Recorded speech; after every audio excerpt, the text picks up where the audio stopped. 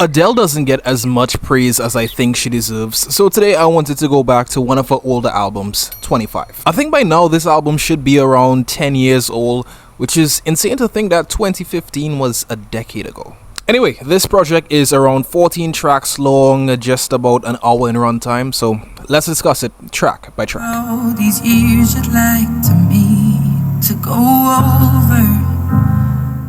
Hello was so big, it was unavoidable. There were so many memes that came out of it, and Vine was popular back then, so there were a lot of remixes. And you remember parody videos? Like, that was truly an era. So Hello, as you might know, is a gigantic hit. It has been overplayed to death.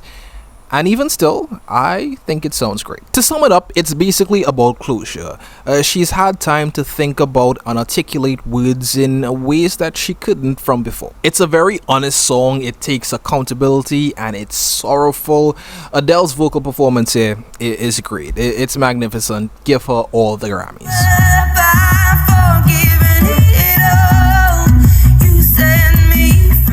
Out of all of Adele's hits, including all of her albums, this might be my least favorite from her. It isn't bad, it just doesn't do it for me. On this song, we continue with the theme of heartbreak, and Adele is letting go in a very mature way. I really like how straightforward and raw these lyrics are. It's direct, it's broken down really well, there isn't really room for any misconceptions. Her voice, again, it's warm, it's comforting, and although she's saying move on, she really pulls you in. Like, I could talk about Adele's voice so much, but it really glides through this album.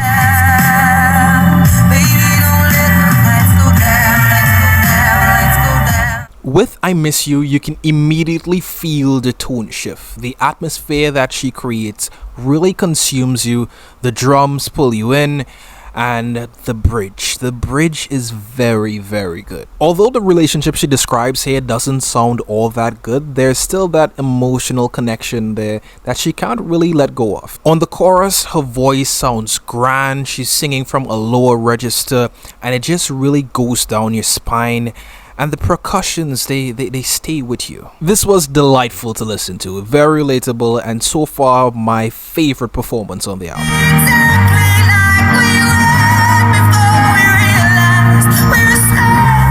I think When We Were Young is so heartbreaking to listen to. It's really sad, and that reminiscing, it just eats away at you. All the memories, all the connections, the little things that just bring you back to when you were both at your peak. And now we're reconnecting, so it's all rushing back, all the good and bad. Adele's voice here sounds so soulful, it carries so much weight, so much emotions, and it's delivered in an exceptional manner. I love the song, I love Adele. Well done. Keeps you from sleeping.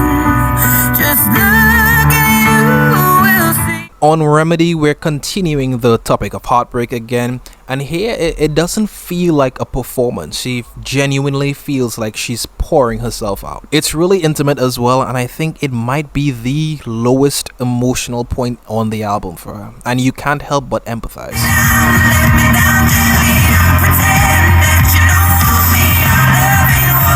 Now we're at another turning point on the album, and this might be my least favorite song. As soon as you hear it, it sounds really radio friendly. It sticks out too much. The hook is nice, it's very catchy, and Adele does give a great vocal performance here, but I just can't shake how radio this sounds. And I think that says a lot because other tracks on this album have received way more commercial success, but this track, it just sounds designed to be on radio. I just don't think it fits the album sonically.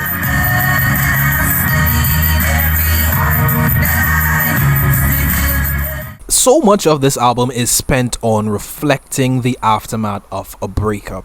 And on this track, we're going a bit further as now Adele is going back to her roots. The song is titled after a place nearby her hometown in Tottenham, and it feels very grounded. It almost feels like gospel. It is different, but I do enjoy it a lot.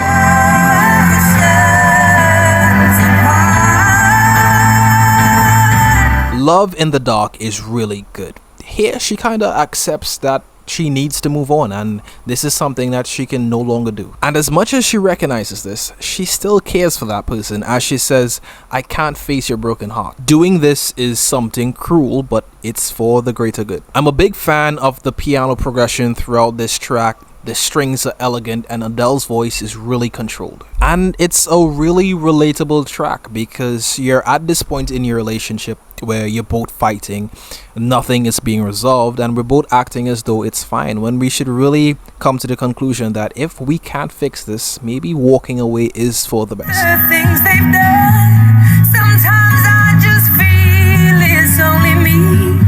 In context of the album, this song is closer in theme with Rivoli, and maybe putting these tracks back to back may have made it flown better, but it's not bad. Adele is kind of depressed. Here she just sees her life going by and she can't really do anything about it. She has some regrets now. Success, it comes with a trade-off. Sometimes that may be time, sometimes that may be sacrificing relationships, but she's at the point now where everything has already happened, and she is reminiscing. Her delivery is very soft and somber, much like the theme of this song. This is my last night with you. All I Ask comes across as an honest conversation at the breaking point in a relationship. Can we save this relationship?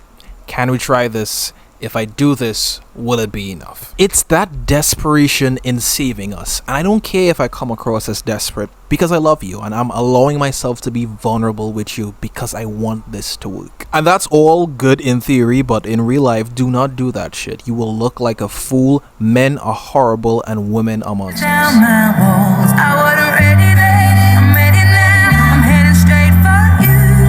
You see that part of the song where she goes, I wasn't ready then, I'm ready now, and then the backup vocals come in and it echoes, it does things to me. And as much as I like this song, I feel like this big resolution comes out of nowhere. Like, is this the same person that we've been talking about the entire album? Because this sounds like a brand new person. Because what exactly are you devoted to? It can't be that guy from like 4 tracks ago. It cannot be that same person. Unless it's like God, or like you fully accept the fact that you're not gonna move on, like you're devoted to that. That would make more sense. It is a good song, but I just don't get how we got to this point in the album. So this is where the album basically ends. There are a couple bonus tracks, I think about 3, Can't Let Go, and like 2 others.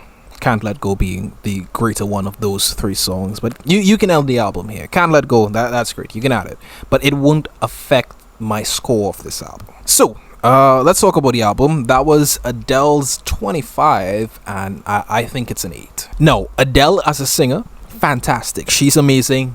She's a 10. And they're really good songs on this album. They're hits that are overplayed, and I still like them. But my biggest gripe with this album is that I don't think it flows all that well. Like, yeah, there's some big moments that I feel are a bit undeserved and needed to be either fleshed out more or explored more. Highlights for me would have to be Sweetest Devotion, Can't Let Go if you're including bonus tracks, and When We Were Young. But yeah, those are my thoughts. You can let me know yours, whether you agree, disagree, anything at all. Links to the album will be in the description, as well as anything else. Please form your own opinion, and thank you for watching. Bye.